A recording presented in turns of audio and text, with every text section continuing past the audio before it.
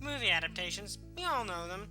There are good adaptations, bad adaptations, and adaptations that only exist to be quick cash-ins. So, what about Bluesky Studios' latest film, the Peanuts movie? I admit I was kinda worried coming into this film because, well, we just had Jem and the Holograms. And if you know anything about that movie, it was so terrible Universal Studios had to pull it from theaters 2 weeks into its run due to how badly it bombed. So to say I was hoping Peanuts wouldn't go the same route was an understatement. Thankfully, the Peanuts movie turned out to be good, and it's what I'd call a perfect representation of how to do a film adaptation right. Before I get into the reasons why I think that way, I should probably cover the plot. Charlie Brown and his friends are simply living their lives, as per usual, complete with Charlie Brown's normal lack of luck and constant failure. However, this status quo gets broken by the arrival of a new girl in town, simply called the Little Red-Haired Girl. Finding himself smitten with her, Charlie Brown does his best to try and overcome his bad luck and lack of success to get her attention before it's too late. Inspired by his owner's situation, Snoopy decides to write the latest installment in his epic dogfights with the Red Baron. Now, when I first heard the synopsis, I was kind of worried about this. While the Little Red-Haired Girl isn't in herself new, and was actually the focus of a similar plot in It's Your First Kiss, Charlie Brown, I think everyone is kind of wary when a story chooses to focus on a character being in love. I think this was doubly true because the Little Red-Haired Girl really hasn't appeared that much. She's mentioned, but often was kept off screen because Charles Schulz said he never felt he could accurately depict her to his liking, and thus did not feel he could do it to the liking of the audience. Oftentimes, when something like this is done, the character just ends up being a gender-flopped version of the main character, or they try too hard to make them likable and come off with something like a Mary Sue. But, to my surprise, it was actually handled really clever here. We only see as much of the Little Red-Haired Girl as Charlie himself saw at the time. We don't hear her voice until Charlie does. We don't get a clear look at her face until Charlie does. We don't meet her until Charlie does. This is clever because this is very much meant to be a small child experiencing love at first sight. And only showing the crush from Charlie's point of view really captures that pretty well. Now, the trade-off for this is we don't get to know her as much as some would like, but I feel that's kind of the point. Charlie doesn't know her that well, so neither do we. However, at the same time, I never felt like, oh, he's being so shallow, he only loves her for her looks. No, we actually see enough of her that we see why Charlie has these feelings for her. Overall, this feels like the Peanuts doing a cute little love story, not a love story with the Peanuts in it, which is actually an accurate depiction of the entire film, I find. This isn't a big-budget movie using the Peanuts franchise for a quick buck. This is the Peanuts doing a big-budget movie. There is a difference, and it means everything when it comes to a good adaptation versus a bad adaptation. I think the best way to get across what I'm trying to say here is the animation, because that's where it shows really well what I'm trying to describe. Yeah, it is CGI, and I can see why that would be a turnoff for some people, but this isn't the Peanuts done in CGI. It's the Peanuts art style done in CGI. And frankly, I've never seen anything like it. One really clever bit that I feel really highlights what I'm saying here is certain imagination spots in the film. Instead of being done in the same art style as the rest of the film, they're done in the original hand-drawn comic style. And seeing the two styles side by side makes it so clear how much effort went into this film. This doesn't feel like what the Peanuts would have looked like in CGI. It feels like what CGI would have done if it was being done by the crew of the original specials. It feels like they took the original Peanuts art style and made it into a 3D image, which basically is what an adaptation should do. Take something old, make it new, but not forget what made the old good.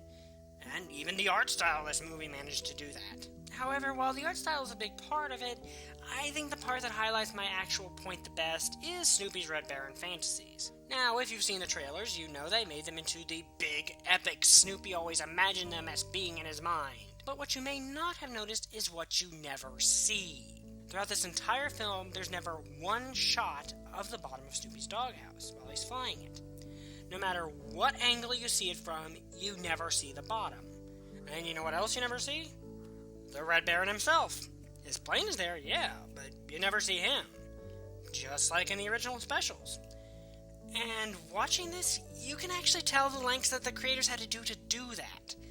You might be thinking, oh, you just have to keep something off screen. Well, that's a lot harder to do when something is doing loops, flips, and spins while in an aerial dogfight over Paris. So, while Snoopy's fantasies are the big-budget movie scenes you'd expect from a feature film, they still feel like the fantasies from the comics and animated specials. They still have that same classic feel that they had before, just taken to a bigger scale and given the epic nature that Snoopy seemed to always imply he saw in his mind. And that's how the whole movie feels, like it's a Peanuts short or comic given a movie quality budget. And I mean that in the best possible way. It's got a greater scope, we certainly see more than we often did, and the story is certainly longer than the old specials, and it definitely feels like a movie. But there's still the heart of Charles Schulz's work in there. Charlie Brown is still the lovable loser, Snoopy's still the mischievous but lovable and fun pet. Peppermint Patty's still the tomboy, Marcy's still the brain who calls Peppermint Patty Sir and Charlie Brown Charles. Lucy's still the bully who pulls the football away from Charlie Brown, but never to the point she feels unlikable. The classic jokes from the strips and specials are still there, but they never feel like, see, we put this thing in here, we acknowledge it exists. They feel like an organic part of the story. And they didn't feel the need to, quote-unquote, modernize everything and make it an unintentional period piece. The psychiatric help desk is still 5 cents. There's not hip and modern stuff plastered all over the place. They're not listening to modern music, they're just being themselves. They're the characters you've always known and loved. And that's something an adaptation really needs. It still feels like Peanuts. The characters feel like the Peanuts gang. But it still does the bigger budget thing that a movie needs to do, and it has plenty of fresh and new stuff to it. And that is what a good film adaptation does. It gives you enough of the old to still feel like the original and kick in your nostalgia, but adds enough new stuff to make it feel like it deserved to be a movie rather than simply a run-of-the-mill special. I think a lot of this has to do with the involvement of Charles Schulz's grandchildren, which is why it also says by Schulz. 3 of them served as producers, and 1 of them was the co-writer. So people who have a lot of love and respect for Charles Schulz's work were running the show. And I think that makes a ton of difference. And it really added a lot of effort into the production. You want a good example of how much sheer effort went into making this film. Bill Melendez, and sorry if I pronounced that wrong, did the voice work for Snoopy and Woodstock in every single Peanuts special and movie all the way up until 2006, but sadly passed away in 2008. So, easy solution, find a new actor to say gibberish into a tape recorder and speed it up, right? Wrong. Instead, they went through the trouble of using Bill's old archive recordings to voice Snoopy and Woodstock in the film. Now I know what you're going to say. That must be easy. But think about it. Keep in mind that different recordings are made at different times with different technology. This means the first step is making sure all the recordings match the rest of the movie in sound quality and probably a lot of stuff I'm in no way qualified to actually gauge. Then someone had to pick and choose just the right sound clips to match each of the scenes that Snoopy was in, and half the movie's devoted to Snoopy, so that's a lot of scenes. And honestly, me and every one of my friends couldn't tell there was any difference between the archive sounds and the new sounds. Now, when they could have just called someone in, said some gibberish into a tape recorder and sped it up, which is also how Bill originally made their dialogue, but they instead went through the extra mile of actually going through all this trouble just to have the original actor voice the characters he's been voicing for, 70 years? And going that extra mile to make sure the person that's always voiced Snoopy and Woodstock got to voice him from beyond the grave, when you could have just easily had someone record new lines the way that Bill originally did. That is effort. Putting work into doing something you didn't really need to do, but the movie wouldn't have been the same without. And I think that's why this movie is worth seeing. The sheer amount of heart and effort put into everything in this movie. This was intended to be the best Peanuts movie they could have made. And you can tell the amount of heart that went into this just by watching it. the animation, the little touches to keep everything in line with how they were in the original show, but still show them in a new light. The voice actors doing their best to emulate the old voices. Snoopy and Woodstock being voiced by someone that was dead for a few years just because that was the person that had voiced them for all this time. Corners were not cut here, and that makes this so good.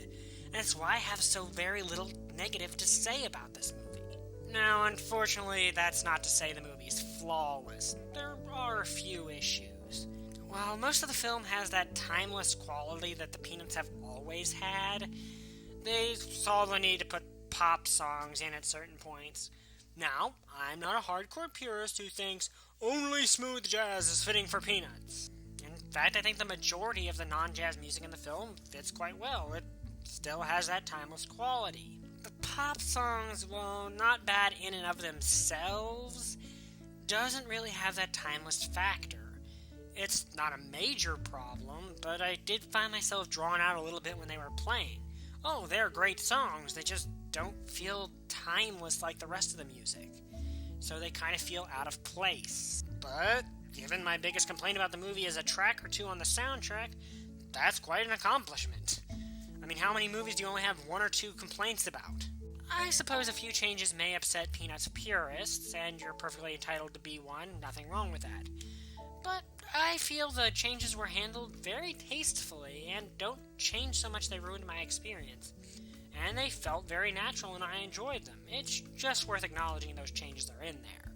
And honestly, I feel a film adaptation by nature is entitled to make some changes, just not too many, which this film didn't do. It made just the right amount of changes. You know, in retrospect, I'm happy Jem and the Holograms came out within a month of this film, as together they provide a good scale model of what makes a good film adaptation and a bad film adaptation, and something I think movie companies need to pay attention to. Jem and the Holograms was so detached from the source material, the band's name and the name of the hologram projector were the only similarities at all. And it bombed so horribly at the box office that it didn't even come close to breaking even on a shoestring budget, and was pulled from theaters in 2 weeks. Peanuts, on the other hand, is an incredibly faithful adaptation, but still has enough new and enough scope to be worth buying a ticket to see. It's not a movie with the Peanuts in it, it's a Peanuts movie. And at the time of this review, it's number 2 in America, and made back twice Jem and the Holograms' entire budget on opening day alone. Says a lot, doesn't it? I give the Peanuts movie a 4.5 stars out of 5, and I highly recommend seeing it. Even if you've only got a passing interest in Peanuts, I think the movie's worth checking out. In fact, I think this movie's worth seeing just to appreciate the sheer amount of respect and effort that went into this film. And maybe showing movie studios that putting time, effort, and respect into movie adaptations actually pays off. If you enjoyed this video, like, comment, and subscribe. This has been Godzillawolf 1, and I still don't have a catchphrase!